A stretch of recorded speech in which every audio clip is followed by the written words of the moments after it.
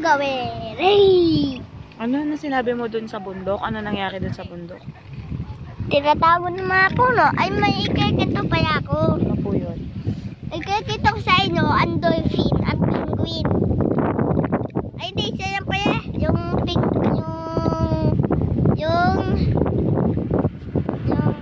Dolphin. Ano nangyari sa dolphin?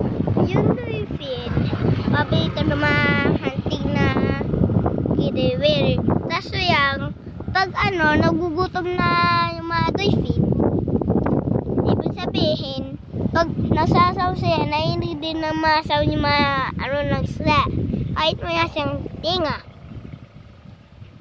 Kahit mo ng tinga yung mga nasa dagat, kaya na yung mainig lahat. Tapos, pag bumisa yung kiss ng mga dolphin, magdahil na yan nakain yun. Pero yung mga hunter sa dagat, walang patigil sa mga dolphin. So, yun lang. Ano yung sinabi mo? Bakit ano nangyari dun sa bundok? Tinatapan nga ng mga puno. Tinatakpan? Akala ko kanina sabi mo tinatago.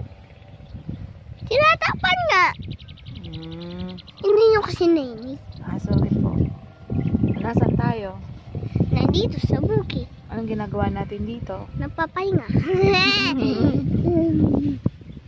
Say bye-bye. Yay! Bye-bye ka na. Tama na yung kwento mo. Gusto mo pa? Hmm. Tama na. Bye-bye ka na muna. Uwi na tayo. Gabi na.